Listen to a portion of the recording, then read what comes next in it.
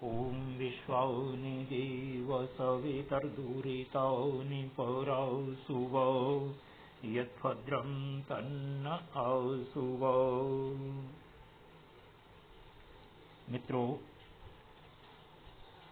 स्नातक द्वितीय वर्ष की संस्कृत की कक्षा में आपका स्वागत है। हम सब मिलकर के अभिज्ञान शाकुंतल पढ़ रहे हैं। उसके 23 प्रथम अंक के 23 पद तक पढ़ चुके हैं। उससे आगे का आज पढ़ रहे हैं। इससे पीछे वाली जो बात चल रही थी वो ये कि राजा अनुसुईया प्रियंवदा शकुंतला के बीच पहुंच करके उनसे बात कर रहा है और राजा का परिचय पूछा गया। राजा ने शकुंतला का परिचय पूछा और शकुंतला का परिचय पूछने के बाद अब उसके मन में ये बात थी कि इसके साथ विवाह हो सकता है या नहीं हो सकता है। उससे संबद्ध चर्चा है जो आगे चल रही है। प्रियंवदा अंतिम प्रश्न उसने पूछा था, क्या ये आजीवन ब्रह्मचर्य व्रत धारण करेगी अथवा गृहस्थ में जाएगी। इस तरह इससे आज से संबद्ध प्रश्न था। उसका उत्तर जो है प्रियंवदा दे रही है। प्रियंवदा आर्य धर्माचरणेपि परवसो यम जनः गुरोः पुनरस्या अनुरूप वर प्रदाने संकल्प। आर्य धर्माचरण में यानी गृहस्थ में जाना है अथवा आजीवन ब्रह्मचारिणी रहना है, इस विषय में भी अयम जनः यह व्यक्ति अर्थात शकुंतला परवशः पराधीन है। अर्थात जैसा पिता काश्यप महर्षि कर्ण कहेंगे वैसा ही करेगी। लेकिन गुरोः पुनरस्या अनुरूप वर प्रदाने संकल्प, लेकिन गुरु का अर्थात महर्षि काश्यप जो है कर्णों का ये संकल्प है कि वो इनको अनुरूप वर को प्रदान करे। अरे सात काश्यप ये चाहते हैं कि इसको अनुरूप वर मिल जाए, इसका समय पर विवाह कर दिया जाए। राजा आत्मगतम अपने आप में सोचता है। इतनी बारी जो आगे बात होने वाली है वो सारी की सारा राजा अपने मन में सोच रहा है। न दुर्वापेयम खलु प्रार्थना, इयम प्रार्थना, मेरी ये जो प्रार्थना है ये दुर्वाप नहीं है, अर्थात कठिन नहीं है, अर्थात बहुत सरल है। क्यों सरल है? इसलिए सरल है भव हृदय साभिलाषम संप्रति संदेह निर्णयो जाता हो आशंक से इदग्निम तदिन स्पर्श क्षमम रत्नम। हे हृदय, तुम अब साभिलाषम भव, अपनी अभिलाषा को पूर्ण करने वाले बन सकते हो। यानी तुम्हारी अभिलाषा पूर्ण हो सकती है, क्योंकि संप्रति संदेह निर्णय हो जाता। इस समय संदेह का निर्णय हो गया। मेरे मन में जो संदेह था वो ये था कि ये क्षत्रिय वाला है या ब्राह्मण वाला है, विवाह करेगी या नहीं करेगी, इस तरह के जो वो सारे संदेह दूर हो गए। आशंका से यदग्निम, जिसको तुम अग्नि समझ रहे थे, तदिदम स्पर्श क्षमम रत्नम, वह स्पर्श के योग्य रत्न है। अर्थात राजा कहना चाहता है, अपने हृदय से अपने मन में ही कह रहा है कि हे हृदय, अब तुम साविलाष शकुंतला के प्रति अपनी अभिलाषाएं पूर्ण करने वाले बन सकते हो। इसलिए कि शकुंतला के विषय में जो कुछ भी संदेह था वो सब निर्णित हो गया। जिसको तुम अग्नि समझ रहे थे वह स्पर्श के योग्य है। अर्थात जिसे तुम ये समझ रहे थे कि अगर ऐसा कुछ हुआ तो समस्या खड़ी जाएगी, नहीं, ये सच में विवाह करेगी, क्योंकि इसके पिता काश्यप चाहते हैं कि विवाह होना चाहिए। इसलिए अब संदेह की आवश्यकता नहीं है। शकुंतला प्रियंवदा की इस बात को सुनकर के थोड़ा सा जो है क्रोध करती हुई, रोष करती हुई, और शकुंतला से कहती है उसे प्रियंवदा से, अनुसुईया से, अनुसुईये गमिष्याम्यहम्, अनुसुईया मैं यहाँ से चली जाऊंगी। अनुसुईया पूछती है किन निमित्तम, किस लिए चली जाओगी? शकुंतला इमाम असंबद्ध प्रलापिनी प्रियंवदाम आर्यायी गौतम्यै निवेदयिष्यामि। ये जो असंबद्ध प्रलाप कर रही है, बिना व्यर्थ की मतलब की बात कर रही है, क्या लेना देना राजा को इस बात से कि कौन विवाह करेगा कौन नहीं करेगा, किसके साथ जाना, ये सब तो ये जो व्यर्थ की बकवास है ना, इसको मैं आर्या गौतमी को निवेदन करूंगी। अनुसुईया कहती है, सखी न युक्तम अकृत सत्कार अतिथि विशेषम विसृज्य स्वच्छंदतो गमनम। अतिथि विशेष को बिना सत्कार किए छोड़ करके ऐसे ही चले जाना ये ठीक नहीं है, ये अनुसूया ने उसको कहा। और शकुंतला न किंचित उक्तैव प्रस्थितैव, शकुंतला बिना कुछ कहे ही वहां से चल देती है।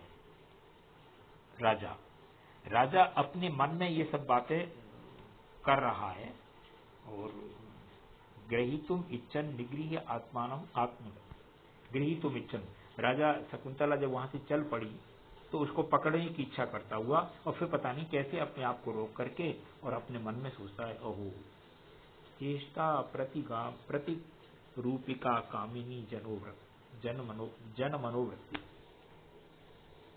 कामी जन मनोवृत्ति, कामी व्यक्तियों के मन की जो वृत्ति है वो उसके अनुरूप ही चेष्टा प्रतिरूपिका, चेष्टा अर्थात की सारी चेष्टाएं भी होती है।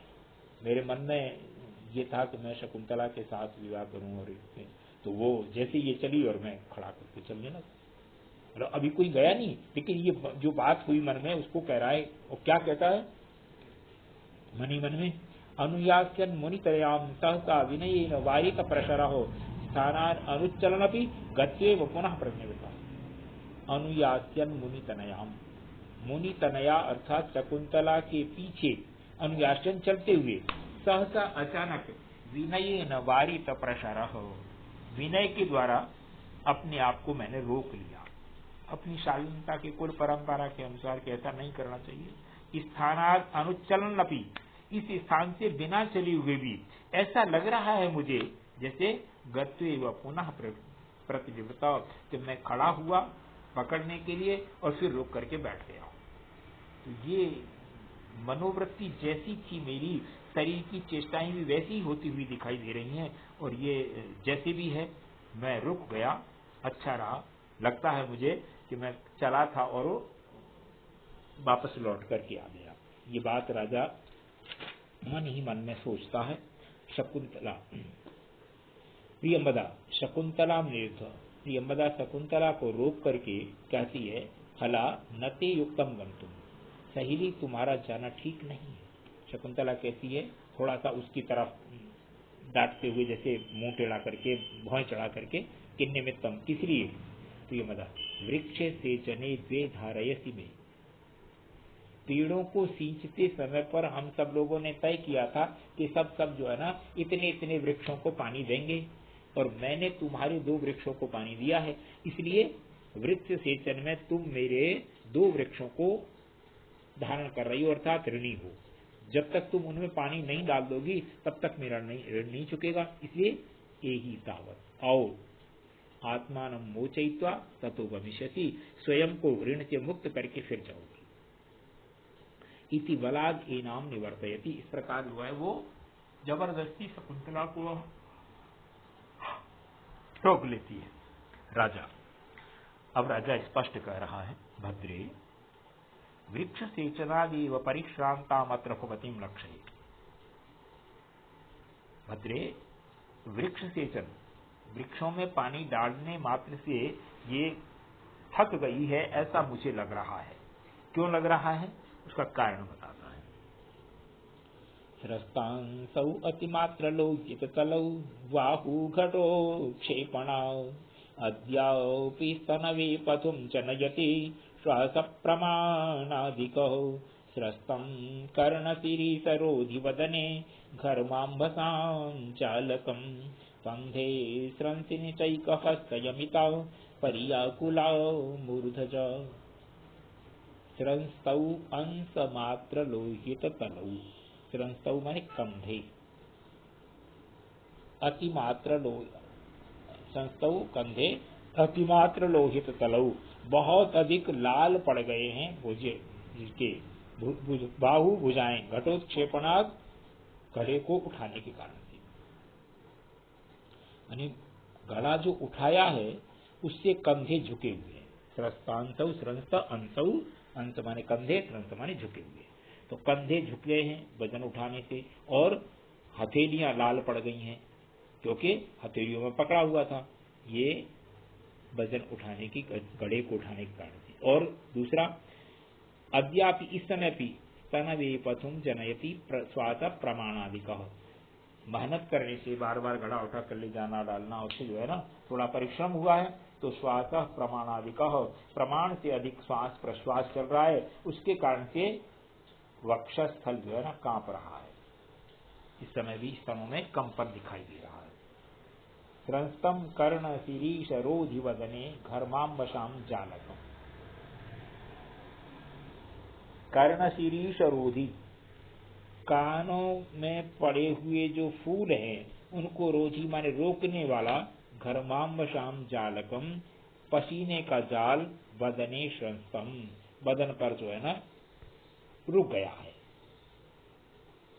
चेहरे पर पसीना इतना आ गया है कि कानों पर जो कर्णफूल लगे हुए थे वो पसीने से गीले होकर के चिपक गए हैं। वंदे स्रंस निचैक हस्तयमिता पर्याकुला मूर्धजा। मूर्धजा चोटी, जो बाल चोटी के रूप में बंधे हुए थे, उसके बंधे माने बंधन के स्रंसनी ढीले हो जाने पर एक हस्तयमिता पर्याकुला, एक हाथ से उस चोटी को सम्मिलित किया जा रहा है, पकड़ा जा रहा है, पकड़ा हुआ है। यानी ये चार कारण इसमें बताए कि देखो, घड़ा उठाने के कारण से कंधे झुके हुए हैं, हथेलियां लाल पड़ गई हैं, इस समय भी थोड़ा श्वास तेज चल रही है जिसकी वजह से सीना धड़क रहा है, वक्षस्थल स्तन कांप रहे हैं और पसीना आ रहा है। पसीने के कारण से कर्णफूल जो है ना पसीने से गीले होने के कारण से कानों पर चिपक गए हैं। मेहनत करने के कारण से बंधे हुए जो चोटी के बाल थे थोड़े से ढीले हो गए हैं, तो एक हाथ से चोटी को पकड़े हुए हैं ताकि बाल ज्यादा नहीं बिखरे जाए। इस सब से प्रतीत हो रहा है कि ये थकी हुई है। मित्रों, यहाँ तक अपन आज पढ़ रहे हैं। आज का पाठ यही समाप्त करेंगे, इससे आगे का कल पढ़ेंगे। तो पुस्तक लेकर के पढ़ें, ये मेरा निवेदन है। अच्छा रहेगा, सरलता से बात समझ आएंगी। इसी के साथ आज का पाठ समाप्त करते हैं। धन्यवाद।